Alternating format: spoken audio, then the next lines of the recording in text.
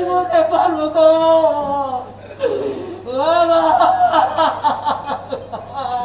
আমার বাবা এই দিকে আসো গো। একটা ছেলে সন্তান এইভাবে স্বৈরাচার কারা নিল আমার। তোমরা আমাদের পাশে থাকো। আমার বাবা জানি ওই জান্নাতবাসী হই গো ও ময়না গো। আমার বাবা জানি ওই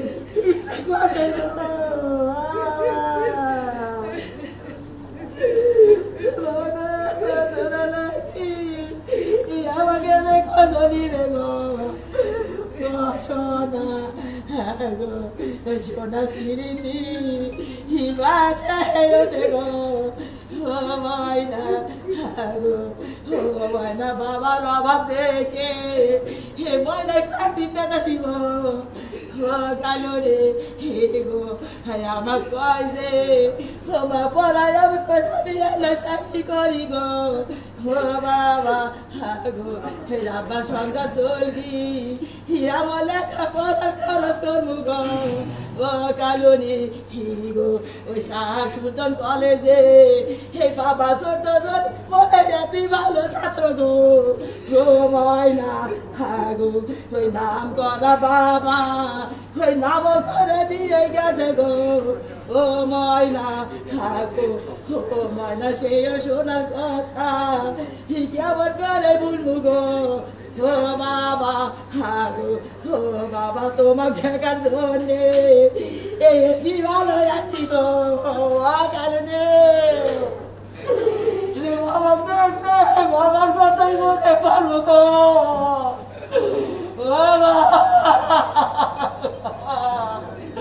বাবা তোমার এই কথা আমার শোনাই ওকে গো ও শোনা ও শোনা সেই জন্যে এ কালকে নাগের বাবা খাবো গো ও বাবা গো। সেই জন্যে তোমার দেখে রাখছি গো ও বাবা। আমার বাবা এই দিকে আসো গো ও সোনা পাখি ওই তোমার আমি যদি দয়া বাবা ভালো দিব গো ও কালো রে হে গো। সেই ধোয়া আমি তোমার দিব গো ও বাবা গো। ওই তোমরা আমাদের কি নজর রাখো গো ও সোনা গো। আমি হ্যালো হ্যাঁ ভাই তোমার বিদায় দেবো গো। ঠিক আছে।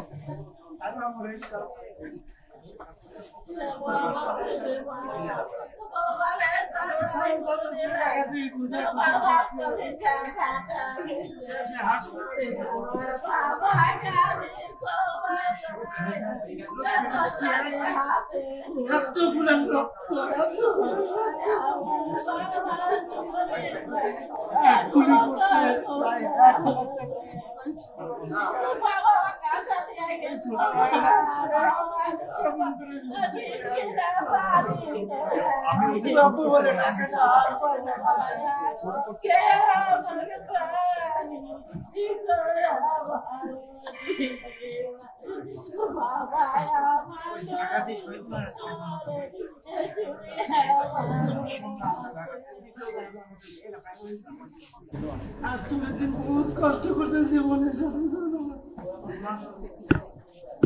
এই মাথার এই সাইড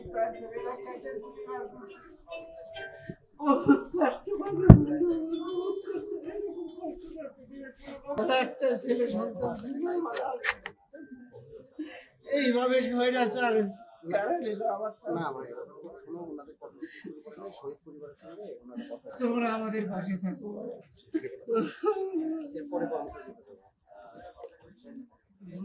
কি হয়